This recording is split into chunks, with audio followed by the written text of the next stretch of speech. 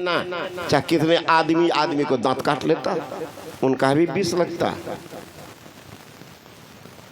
ये है भौतिक प्रकोप, ये सब चलते रहता है, चलते रहता है।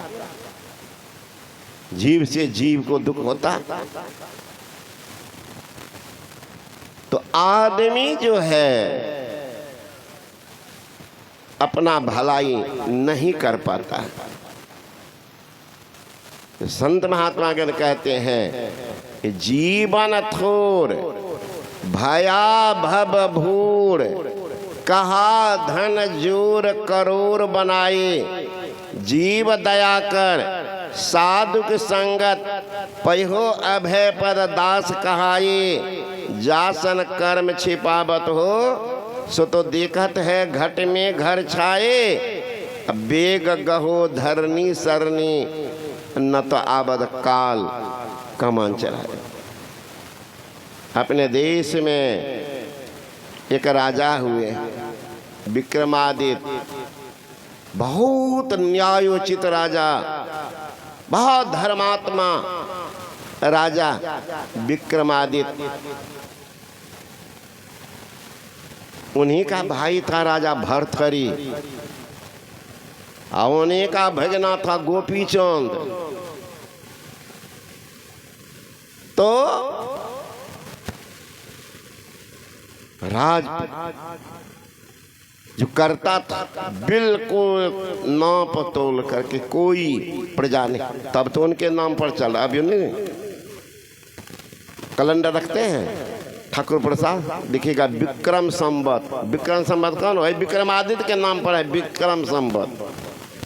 जब तक रहेगी धरती उसका नाम रहेगा विक्रमादित्य का। कितने राजा आए मरे गले सले का नाम है पता है, उसके बाद के बात होती है। तो और किन्हीं का नाम बताइए, कहाँ फलों को हम जानते हैं, कहाँ चला गया बता दिए।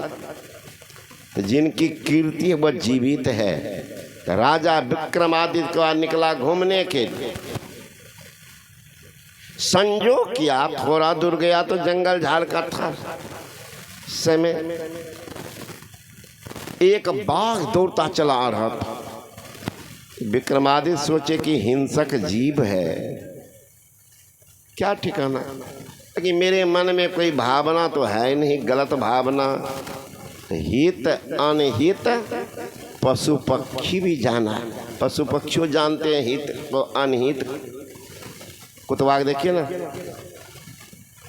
पोसा कुत्ता लगता है भैंसा भी गए तो हम लोग समस्तीपुर हसनपुर, एक आदमी कुतवा रखे हुए थे, क्या बताए। हमारे कुतवा इतना बड़का था ना, देखिए लगता था मुंह लगता था एक के बार में। अब कुत्ता जो हल्ला करे तो हम लोगों को तो हम तो जाते थे सुभाष बा का अगुआ देते थे। ये दुबला पतला है कुतवा, सोचेगा कि कुछ दम नहीं है। आ घर वाला दौड़ के चले जा, मुंह छू ले फलना छू, दूसरा आदमी को लगता तो निकल जाएगा कुतवा।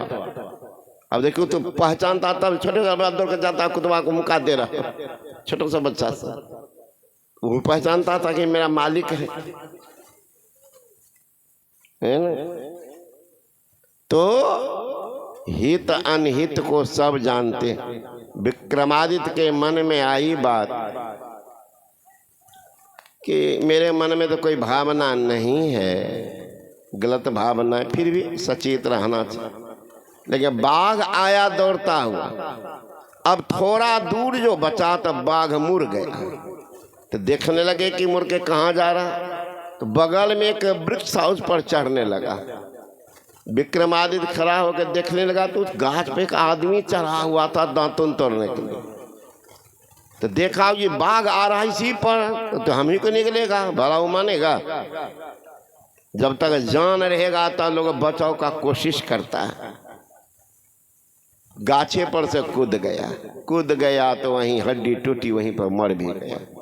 बाघ उतर गया गाछ पर से, और उसी लाश के पास वह लोट पोट करते करते लड़की बन गई। विक्रमादित्य को आश्चर्य लगा, ये तो बाघ था, ये लड़की बन गए, और उत्सुकता बढ़ गई कि देखें क्या करता। फिर आगे बढ़े तो जंगल था थोड़ा मोड़ा, जंगल में वो बैठ गई लड़की। तब तक दो नौजवान चला आ रहा था। नौजवान जो आ रहा था तो लड़की दौड़ कर रोड पर आ गई। चिल्ला चिल्ला के कहने लगी, भाई साहब, भाई साहब,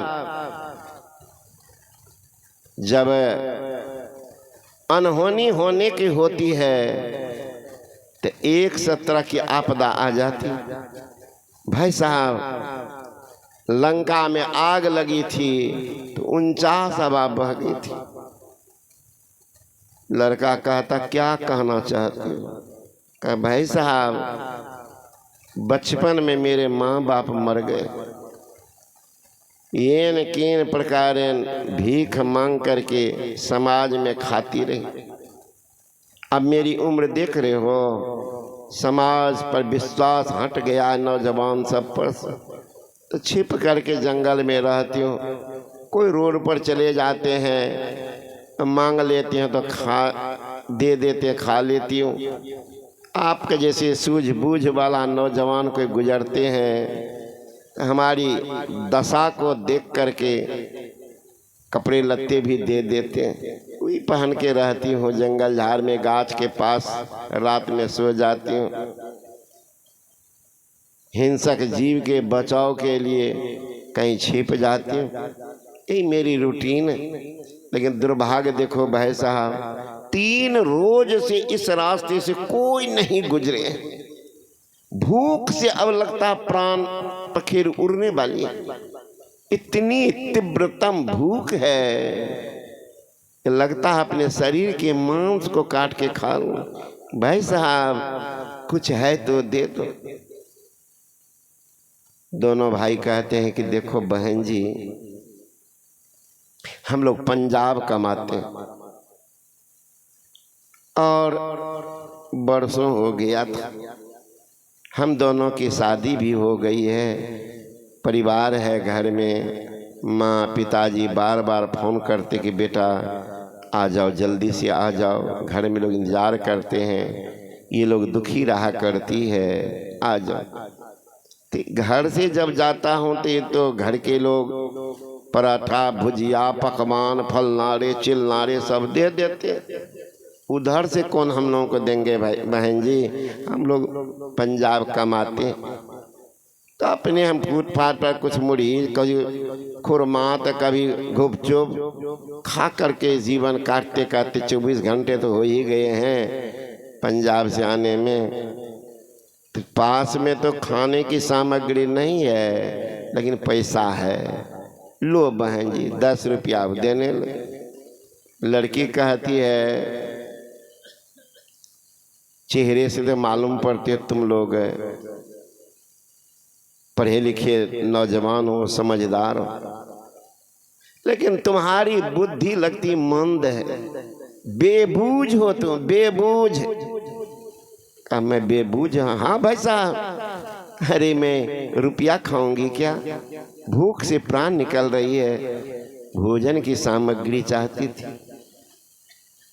छोटा भाई ने कहा कि भैया, जब पैसा दे ही रहे हो तो आवाज आती है, लगता हाट बाजार बगल में। लड़की का बगल में तो है, जंगल के पार जाओगे, ½ किलोमीटर की 1 किलोमीटर होगा, सामान सब मिल जाता है।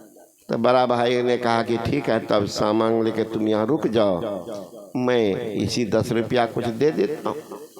वो लड़का थोड़ा दूर गया, ये लड़की चट से आकर उसके भाई का हाथ पकड़ लिया, तुम हमसे प्रेम करो। कहा, तुम अभी तू क्या बोल रही थी, फिर तुम क्या बोलने लगी? देखो, हम लोग जन्म लिए हैं उस धार्मिक परिवार में कि माता पिता हमको सिखाते थे पाप क्या है, पुण्य क्या है, धर्म क्या, अधर्म क्या है। माँ सत्संग करती है, ध्यान करती है, पिताजी बड़े धर्मात्मा। हम लोगों ने कभी नहीं देखा लोगों के सामने, दादा दादी के सामने माँ बाप को बात करते कि नहीं देखा। बहन जी, मैं उस परिवार की हूँ, तुम क्या बोल रही हो? गलत काम के लिए कार्य, बुद्धि नहीं है तुमको? गलत उसको कहते हैं अगर तुम मेरे साथ जोर जबरदस्ती करता तो इसको गलत कहता, मैं तो स्वयं तुमसे राजी हूँ, इसको गलत थोड़े कहते। लड़का कहता तुम कौन परिभाषा पढ़ने लगे? अरे पर स्त्री ही तो अनैतिक तरीका है, जिनसे डरावना हो, भय हो, वही तो पाप है। अब लड़की कहने लगी कि तुम बड़का पंडित बना है, अभी दिखाओ।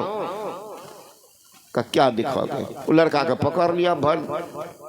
लड़का जोर से धक्का देकर इतना मार मारेंगे, उठाया चप्पल, शर्म नहीं आती तुम्हें? जो ही कहा लड़की मिट्टी पर लेटने लगी, पूरे शरीर मिट्टी लगा के कपड़ा को फाड़ दिया।